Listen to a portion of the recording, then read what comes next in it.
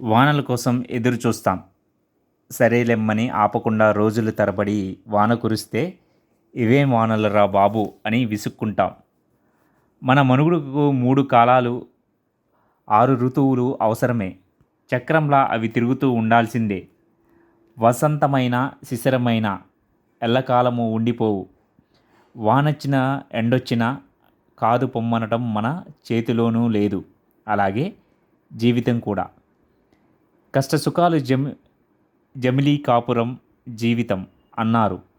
అది ఎప్పుడు ఏది ఇచ్చినా స్వీకరించగలిగే స్థితిలో మనముండాలి. గెలిపోటములైన సుఖదుఖాలైనా కుంగిపోకూడదు. వచ్చే మబ్బు పోయే మబ్బు లాంటివి అవి కూడా.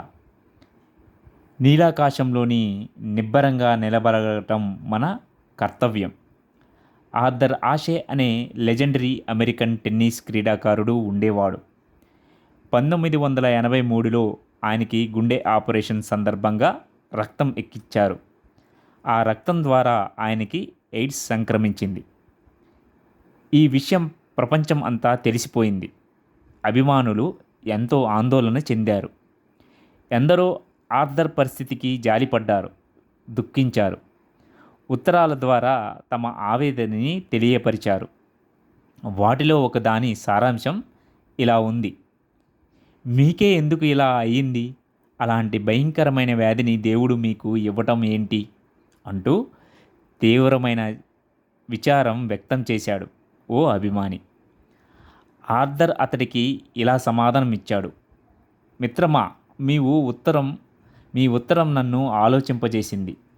ఒక్క విషయం మీకు స్పష్టం చేయాలనుకుంటున్నాను. 5 కోట్ల మంది పిల్లలు టెన్నిస్ ఆడటం మొదలు పెడితే 5 లక్షల మంది మాత్రమే ప్రొఫెషనల్ టెన్నిస్లోకి వచ్చారు.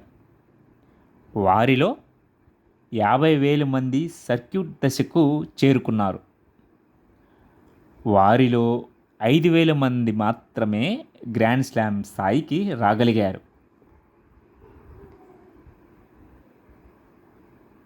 ఆ 5,000 మందిలోనూ మళ్ళీ 50 మంది మాత్రమే వింబుల్డన్ దాకా వచ్చారు. వారిలో 4 సెమీఫైనల్స్ చేరుకుంటారు.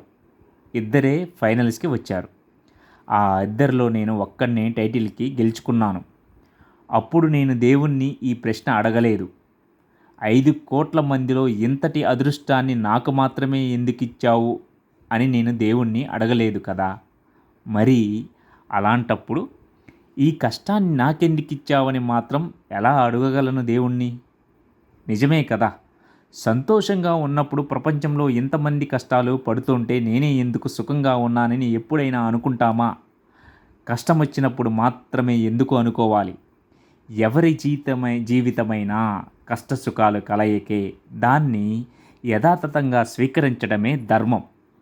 ఏ గెలుపు శాశ్వతం కాదు. ఏ దుఃఖము నిరంతరం ఉండదు.